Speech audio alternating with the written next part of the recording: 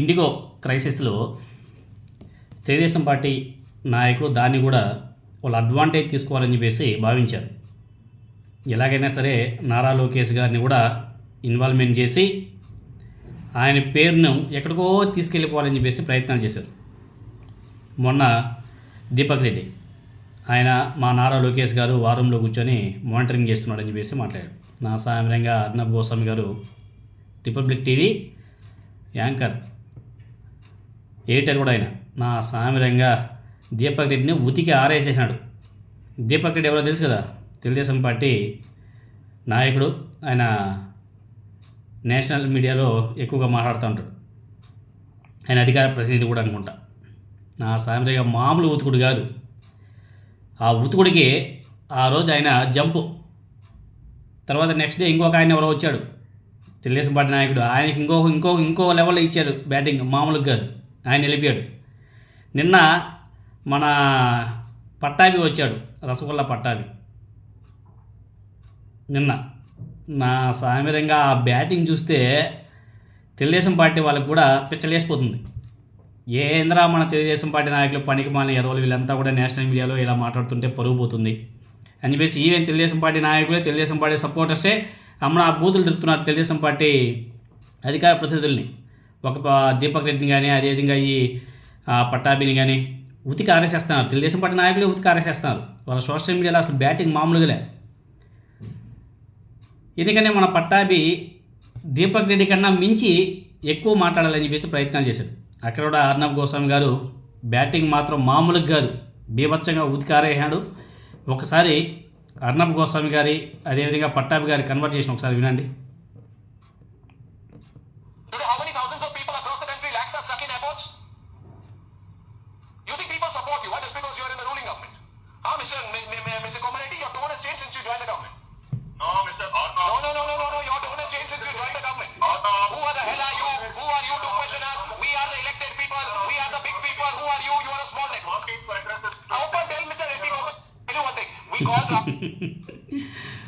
అర్నబ్ గోస్వామి మాత్రం అసలు ఇంకా పట్టాభిని రోస్ట్ చేసాడు. ఇంకా ఒక విధంగా చెప్పాలంటే మామూలు ఉతుకుడు కాదు, బీభత్సంగా ఉతికి ఆరేసాడు.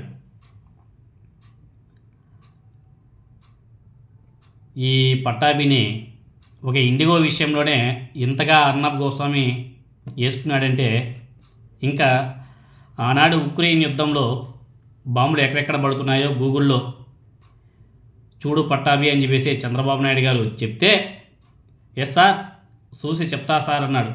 ఫలానా చోట ఇదిగో బాంబు, అదిగో బాంబు, ఇదిగో బాంబు అని చెప్పేసి ఏదైతే ఆనాడు బిల్డప్ ఇచ్చాడో ఆ వీడియో చూస్తే ఇంకా అర్నబ్ గోస్వామి గారు పిచ్చలేసి వీళ్ళందరినీ కూడా ఉతికి ఆరేసేస్తారు. ఎందుకంటే దేనికైనా సరే ఒక లిమిట్స్ ఉంటాయి.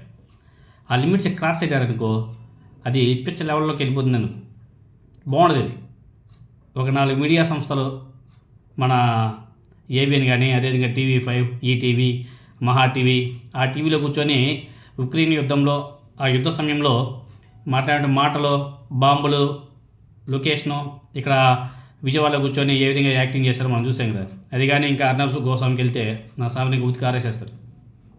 అంటే తెలుగుదేశం పార్టీ నాయకులు కూడా మితిమీరి అతి విశ్వాసం, అతి ప్రేమ అవసరమా? వీళ్ళేమో ఇక్కడ నారా లోకేష్ గారు వారంలో కూర్చొని మానిటరింగ్ చేస్తున్నా అంటాడు. నారా లోకేష్ గారు ఏమో అక్కడ డల్లాస్లో తెలుగుదేశం పార్టీ నాయకులతో మీటింగ్ పెట్టుకొని సొల్లు కబుర్లు మాట్లాడుకుంటున్నాడు. అక్కడ రెడ్ బుక్ రాజ్యాంగం గురించి మాట్లాడుకుంటున్నాడు.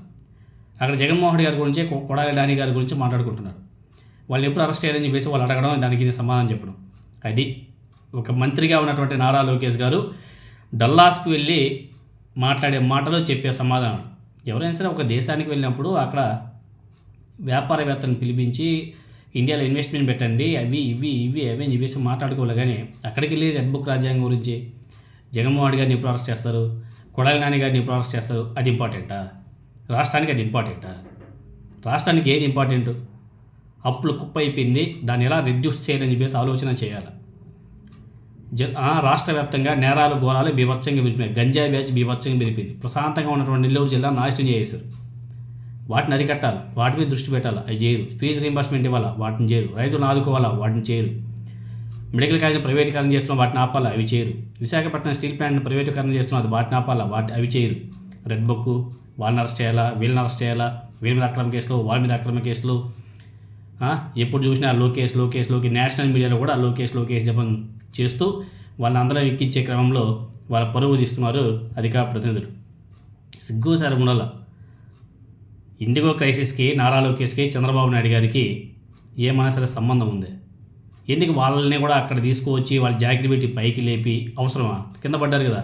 అర్నబ్ గోస్వామి వేసినటువంటి బ్యాటింగ్ దేశవ్యాప్తంగా ఒక సంచలనం అయిపోయింది. తెలుగుదేశం పార్టీ పరుగు పోయింది. రామ్మోహన్ నాయుని కాపాడే క్రమంలో వీళ్ళు అడ్డగోలుగా మాట్లాడడం, అడ్డంగా ఇరకపోవడం, వీళ్ళ పరుగు వీళ్ళే తీసేసుకోవడం జరిగింది.